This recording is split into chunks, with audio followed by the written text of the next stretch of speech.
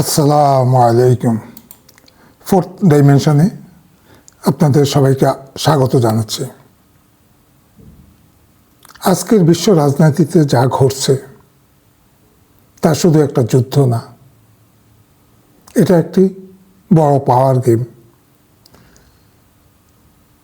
Professor জিয়ানের মতে মার্কিন grand strategy হচ্ছে সরাসরি জেতা না, বরং সময় নিয়ন্ত্রণ করা, চাপ সৃষ্টি করা, খেলাটা নিজের মতো করে চালানো। ভিডিওটা যদি আপনাদের কাছে গুরুত্বপূর্ণ মনে হয় এখনই চ্যানেলটি সাবস্ক্রাইব করুন এবং বেল আইকন চাপুন, যাতে এই ধরনের বিশ্লেষণ মিস না হয়।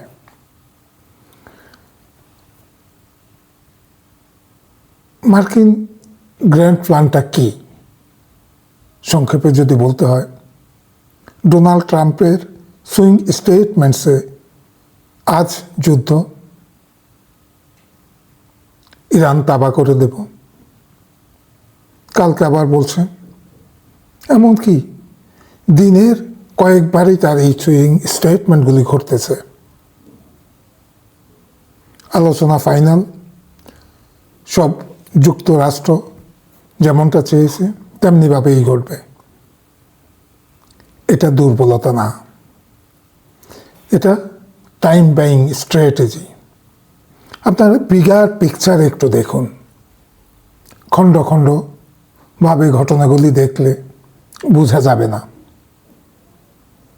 আপনারা লক্ষ্য করছেন বাংলাদেশে মার্কিন তৎপরতা বেড়েছে।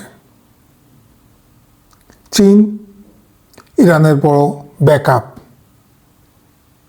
যুক্তরাষ্ট্র সরাসরি যুদ্ধে জিততে পারছে না। ডলার সিস্টেম আজ প্রচণ্ড চাপের মুখে। এগুলি কোনো আলাদা আলাদা বিষয় না, সবই একই গেমের অংশ।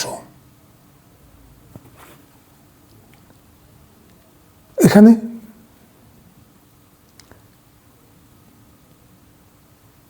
ইরান যুদ্ধে চীনের প্রভাব, আবার চীন ভারত সম্পর্ক,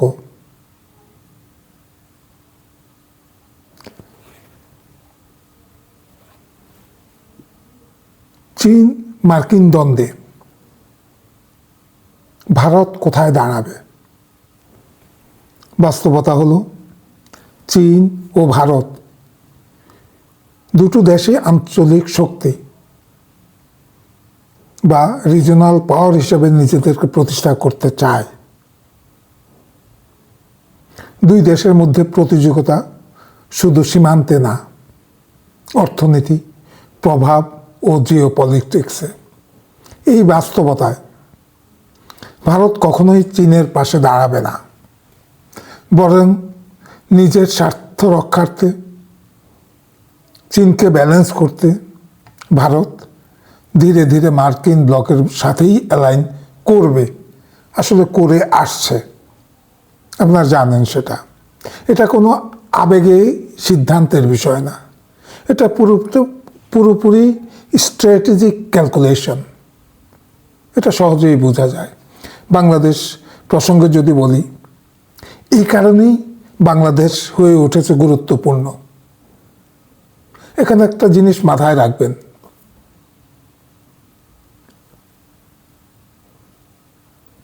ইরানকে কাবু করার জন্য তাকে যে চাপ তাদের উপর তৈরি করার চেষ্টা করেছিল, প্রত্যেকটা যুদ্ধের এই এন্ড গেম হলো আপনার একটা পলিটিক্যাল সলিউশন। আপনি যা চাচ্ছেন তা তাদের কাছ থেকে আদায় করে নেয়া। কিন্তু ইরানিরা সে চাপ আত্মস্থ করে নিয়েছে। তারা মোকাবেলা করবে, তারা মানসিকভাবে দুর্বল হচ্ছে না। যুক্তরাষ্ট্র যা চাইছে তা পাচ্ছে না, ইরান দিতে রাজি নয়। তারা বলছে শেষ পর্যন্ত আমরা লড়াই করে যাব। এখানেই হলো মূল পয়েন্ট। ইরানের কৌশলগত পার্টনার কারা? চীন রাশিয়া। চীনের দীর্ঘদিনের লড়াই ইয়ানকে বিশ্বমুদ্রায় পরিণত করা, পেট্রো ইয়ান কায়েম করা। যেহেতু ইরানকে সরাসরি কাবু করতে পারছে না, চীন অহরহ তেল কিনছে ইরান থেকে। সুতরাং আলাদা আলাদাভাবে এখন চীনকে কাবু করার পায়তারা করবে। আর সেটা করতে গেলে বাংলাদেশ ফ্যাক্টর অত্যন্ত জিওপলিটিক্যাল ক্ষেত্রে বাংলাদেশের অবস্থান খুবই গুরুত্বপূর্ণ। বাণিজ্য চুক্তি, মানবিক করিডোর, বন্দর ইজারা, এগুলি আসলে বড় শক্তিগুলির খেলার অংশ। এগুলিকে আলাদা আলাদা দেখবেন না। পলিসি কি? ভারত কৌশলগতভাবে মার্কিনীদের সাথে, বাংলাদেশ বিভিন্ন কারণে চীনের উপর নির্ভরশীল। বাংলাদেশের মানুষও সেটাকে ওইভাবেই দেখে। সেই কারণে বাংলাদেশ সরকারকে চীনের বিপক্ষে, মার্কিনদের বিরোধিতা বিষয়টা না, চীনের বিপক্ষে দাঁড় করানোটা কঠিন। সেই জন্য মার্কিনীরা কৌশলে বাংলাদেশ সরকারকে দুর্বল দেখতে চায়। আর আগের যে চুক্তিগুলি কথাগুলি বলছিলাম, সেগুলি সরকারকে দুর্বল করার একটা হাতিয়ার। আর দুর্বল সরকার হলে বাইরের শক্তি সহজেই ওই সরকারের উপর প্রভাব বিস্তার করতে পারে।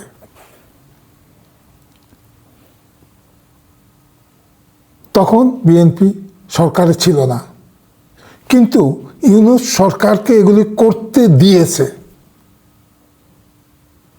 সুযোগ করে দিয়েছে। কথায় বলে না, অন্যের মাথায় কাঁঠাল ভেঙে খাওয়া, কাজটা সেটা ভুল করেছে সরকার। এখন হয়তো কিছু টের পাচ্ছে, আপনারাও বুঝবেন। কথাটা লিখে রাখেন, সেটা বেশি দিন নাই। এই যুদ্ধ শুধু ইরানে না, এটা নতুন বিশ্ব ব্যবস্থার যুদ্ধ। প্রশ্নটা একটাই, বাংলাদেশ খেলোয়াড় হবে নাকি